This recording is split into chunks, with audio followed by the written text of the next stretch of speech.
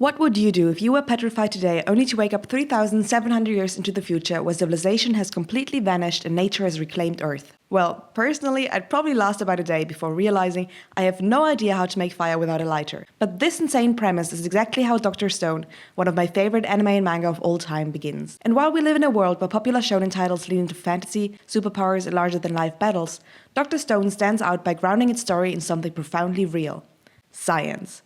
Despite how unique and brilliant it is, the show still feels massively underrated, which is why in today's video essay I want to share my passion for it and convince you why this show is a masterpiece of our time. My words, please quote me on it. Also beware some spoilers, especially for the first season. Every good story is only as good as its main character, because if the person we see most isn't engaging or interesting, why would we bother to stick around? Senku Ishigami is one of the best written MCs I've seen in any anime, which isn't super rare per se because Shonen Jump MCs tend to usually be very well written and thought out, think Luffy, Yuji, Hinata and more, but I would argue that Senku is different from the usual tropes that I've found in these characters. For starters, he doesn't have any physical strength nor magic powers, but Senku has his own superpower, being able to count hundreds of millions of seconds with the accuracy of an atomic clock over the span of 3,700 years. Jokes aside, usually in shonen anime, the protagonist is defined by their physical strength, their unwavering determination, and big personality. And we do start off Dr. Stone by being shown this type of hero, Taiju. The first few episodes actually do a really good job at making Taiju seem like the main character, or even just a much more important character than he ends up being in the end. Enter Senku, our actual main character, which who could have guessed based on his hairstyle? I mean, come on, that's the most main character hair I've ever seen. Senku is a walking encyclopedia of scientific knowledge, human Google machine, and a calculator who spent 3,700 years counting seconds to keep his mind active while petrified, allowing him to correctly determine the year and date when he broke out of petrification. I never claimed the story was grounded in realism, did I? He doesn't have a battle cry, but when he lists up chemical components, he might just be starting to recite dark magic. For para-acetaminobenzene sulfonyl chloride. And then throw in ammonia to make para-acetaminobenzene sulfonic acid, cook it in hydrochloric acid, and get that. I'm genuinely impressed you can say that without stuttering. But what makes Senku truly compelling as a main character is not his 100% smartness stat. It's his humanity. He is not infallible. We do see him tremble when facing situations or opponents bigger than him. He's not strong in a physical sense, getting beaten even by most of the girls in the series, and he has rotten luck. And adding to that, instead of feeling like a kid genius, most of the time he just feels like a nerd at heart, who gets madly excited about science in every single roadmap and project they approach. And it is exactly that excitement and the ability to get others excited for the subject that makes him such a great and lovable leader. But even then, a leader is only as strong as the team he's leading, and boy does Dr. Stone have one of the most lovable and diverse casts out there. First, there's Chrome, who might just be the most underrated genius in Dr. Stone. Unlike Senku, who usually gets all the credit for being the brain of the operation, he had no books or teachers, being one of the people who grew up in the Stone world, just raw curiosity. He discovered and learned based on exploration and experimentation, and once Senku teaches him modern science, Chrome doesn't just memorize facts. He innovates like a true engineer, proving that science isn't just about knowledge, it's also about creativity. Speaking about creativity, Gen Asagiri is the resident mentalist who joined the team since Senku promised him a bottle of cola. And that is a deal I can relate to. While he was a former magician in the old world, Gen's true talent lies in mind games and manipulation. His silver tongue and knack for psychological warfare make him an invaluable asset, something you also don't see often in anime where physical fights take most of the screen time. But if we're talking strength, best girl Kuhaku is a lioness warrior, and tougher than most of the main guys in the show. I also want to quickly mention Yusu, even though he joins in the second season, because he might quite literally be the only captain I approve of. Ryusu is the embodiment of ambition, and while capitalism often gets a bad rep in fiction, Ryusu's drive and vision are downright inspiring. And also let's not forget his loyal butler Francois, who defines gender norms and societal expectations while always excelling at service with style and grace. Kaseki is the cheat code of the show, building anything Senku dreams up, and his boundless energy despite his age, along with his childlike excitement for creating new things, make him an absolute joy to watch. He is living proof that passion and skill have no expiration date. And talking about usefulness, Suika is more than a mascot character. If you're watching Science Future right now, which I hope you are, you're in for an emotional rollercoaster with her story. The fact that I can rattle off so many names, talents, and personalities without hesitation speaks volumes about how well Dr. Stone handles its cast. The series doesn't just juggle its characters, it gives them room to grow, shine, and rely on each other in ways that feel organic and meaningful. Each member of the Kingdom of Science brings something unique to the table, and it's their collective strength, diversity, and camaraderie that make the story so rich and compelling. Do you know how much I loathe physics? I guess there's still some dormant high school trauma I'm carrying with me, since even back then I couldn't wrap my head around the many equations, forces, and principles. And while I was certainly interested in getting answers around questions on how things work in our universe, the theoretical teaching style of my education system left me more confused and thinking I was stupid for not getting it. But Dr. Stone is a show that makes you truly fall in love with all the complicated science that makes up our modern day life. During my research for this video, I came across a paper by Tsuyoshi Shimodaira titled A Fundamental Study of Manga and Science Education. It explores how manga like Dr. Stone bridge the gap between entertainment and education. As a science-orientated manga, it balances real scientific accuracy like chemistry, optics, and engineering with fictional elements like the petrification event. Thus, it's a hybrid work that's both engaging and also educational. Unlike other series that rely on made-up power systems or magic, Dr. Stone integrates real scientific principles into its narrative. Sure, it has its fictional twists, but even those are built on the foundation of scientific plausibility. This balance makes it both thrilling while also sparking curiosity about how science works in the real world. At its core, Dr. Stone isn't a science show. It's a shonen where the power system is science. And like any shonen, there's a bit of suspension of disbelief. Fundamentally, you could even say that every arc in Dr. Stone is a training arc, where the goal is in sight, but we have to figure out a way to get there using science. And that is exactly what science is: hypotheses, experiments, and conclusions. It's proof that entertainment anime can do more than just tell a good story. They can inspire, teach, and make complex ideas accessible. Of course, the line between science and fiction can blur, so it's important to approach it with a curious but critical mind. But I also think that's part of what makes it so special. It doesn't just hand you the answers, it invites you to think, question, and explore. According to my research, the science in Dr. Stone is actually fully accurate, though it's lenient on the craftsmanship needed to get there. Every chemical combination or reaction could theoretically be recreated in real life, but it only works in the stone world because Senku has Kaseki, his ultimate craftsman who can build absolutely anything he dreams up, whether it's intricate glass-blowing, detailed metalwork, or an entire ship.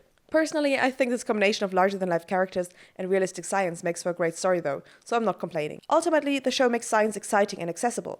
It takes complex concepts like electricity, chemistry, or engineering and breaks them down into digestible, thrilling moments. Most of the time, I still don't fully understand what's going on, though according to those in Reddit who are just happy to see their field of study represented in an anime, are happy with how the show does it. Quite literally, the best part of the show is watching them build things from scratch and seeing the reactions of the Ishigami villagers who've never seen anything like this in their lives.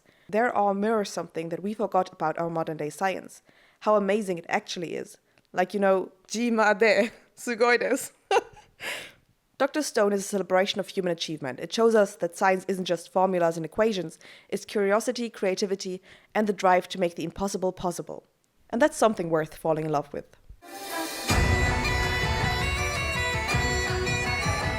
I just wanted to take a short moment, hopefully without getting a copyright strike, to appreciate the music of Dr. Stone. From the openings and endings to the soundtrack. Everything, in my opinion, is god tier.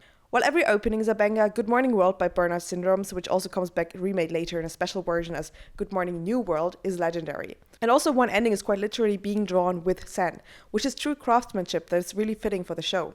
The soundtrack itself is a unique blend of bagpipes and freestyle rap, a combination that shouldn't work but absolutely does. Composed by Tatsuya Kato, Hiroki Tsutsumi, and Yuki Kanezaka, it's a perfect reflection of the show's tone. Quirky, innovative, and bold. In the latest season, which tackles the America arc, we also get some new background tracks when showing the America gang.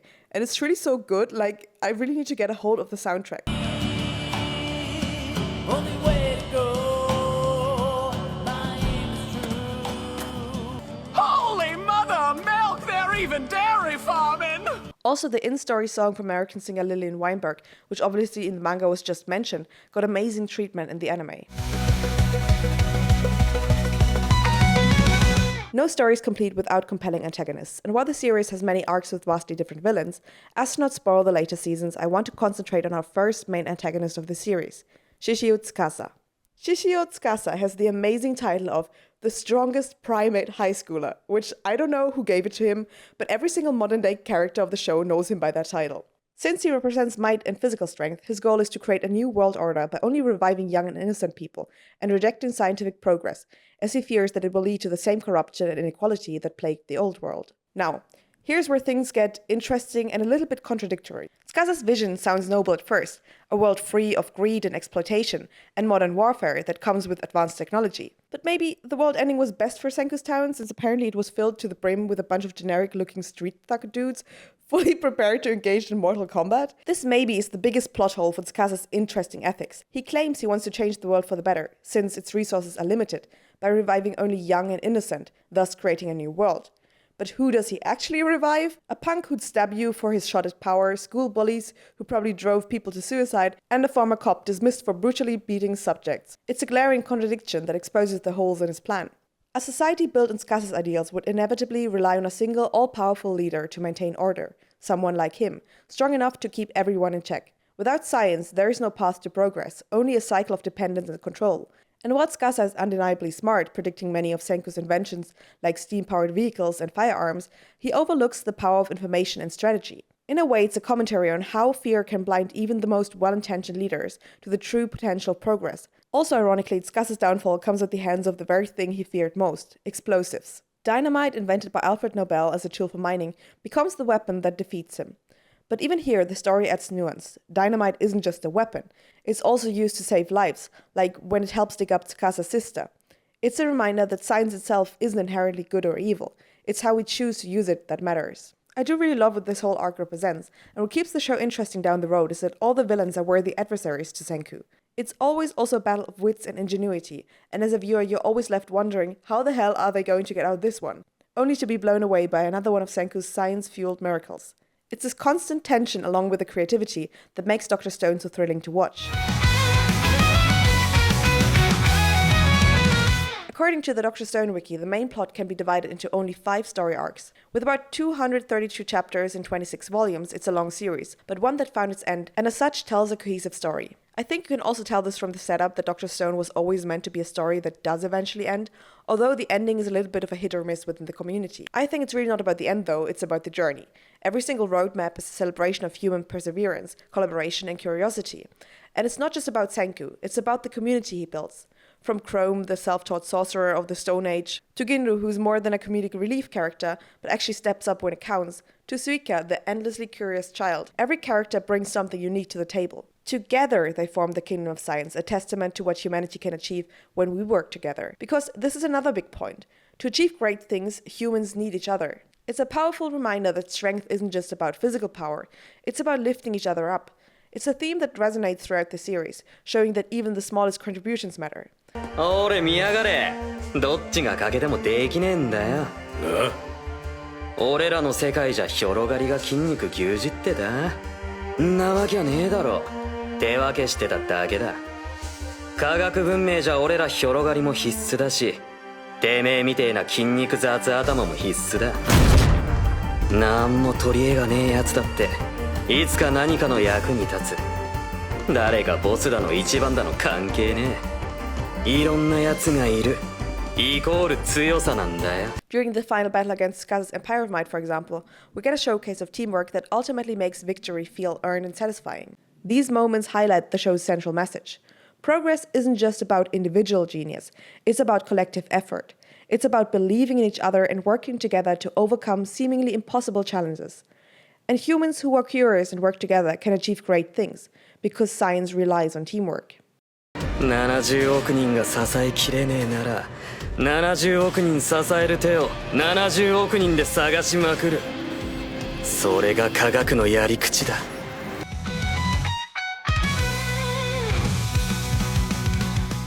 What puts us humans at the top of the food chain? What drives us to use reason and experiment to understand the world around us? What makes us reach for the stars? Dr. Stone actually gets title name dropped early on, and the real Dr. Stone is actually a bar of soap. And from soap of all things to the invention of light bulbs, creation of antibiotics, or even a rocket, Dr. Stone condenses 2 million years of human discovery into a thrilling narrative that is as educational as it is entertaining. It reminds us of something that we often forget, the wonders of our collective human achievement that we often take for granted. We live in a world now where, like Tsukasa, it's easy to get pessimistic about the progress of science, especially with how it's used in war, manipulative media, and sadly also destroying our environment. But Senku takes a different approach to science. He loves it with a near childlike and boundless enthusiasm. Don't mistake it for ignorance, though. Senku is fully aware of the dangers and repercussions of his actions. He understands that science at its core is a tool, a neutral force that is neither inherently good nor bad. The responsibility lies with us, as humans, to decide how we use it. Curiosity is a force of nature that drives humans forward, just like we aim to use the force of nature as laws of science, so that we can turn impossible into possible. Whether it's reviving humanity from stone, building a ship to cross the ocean, or even creating cell phones from scratch.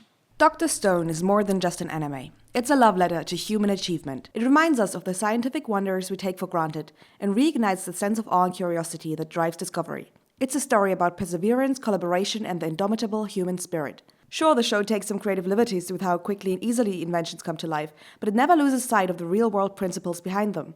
More than that, Dr. Stone shows us that science isn't just about facts and formulas. It's about curiosity, creativity, and the drive to understand the world around us. It's about asking questions, experimenting, and never giving up, even when the odds seem stacked against us. In a genre filled with shonen tropes like believe in your friends, Dr. Stone stands out by celebrating the power of knowledge, ingenuity, and the scientific method. It's a show that inspires us to look at the world with wonder and never stop asking, what if? So, if you haven't watched Dr. Stone, do yourself a favor and give it a try. Because in the words of Senku himself, get excited.